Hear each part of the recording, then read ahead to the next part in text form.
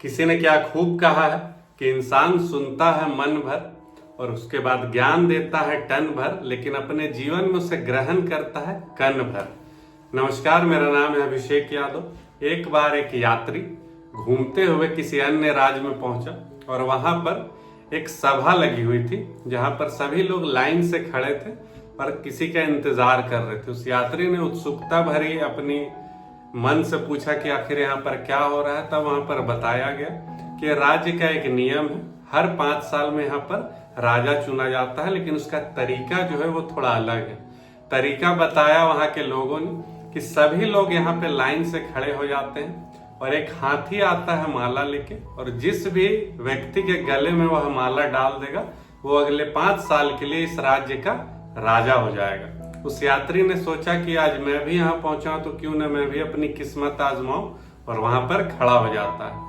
और किस्मत से हाथी जब माला लेके आता है तो उसी व्यक्ति के गले में वो माला डाल देता है और वो व्यक्ति वहां का राजा बन जाता है।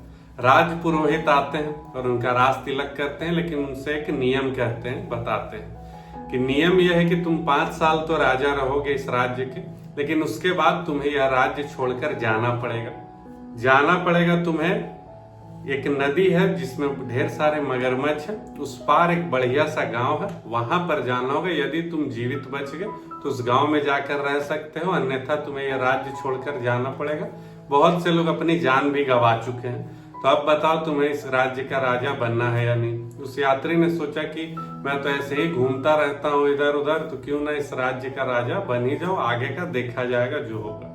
5 साल वो राजा रहा, उसने बहुत अच्छे अच्छे काम किए, सभी लोगों का मन जीता, दिल जीता। जब उसकी विदाई का समय आया, लोग काफी भावुक हो गए कि अब इस राजा को यातनाएं सहनी पड़ेंगी, इसे दुख होगा, मगरमच्छ कहीं से खा ना जाए वगैरह वगैरह।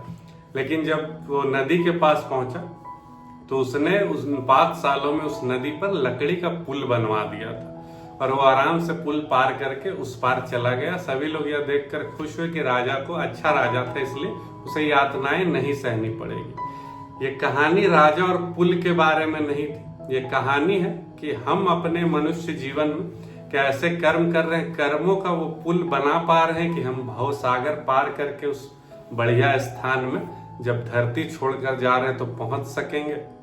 इसलिए अपने कर्मों पे ध्यान दें, अच्छे कर्मों पे ध्यान दें। हर हर महादेव।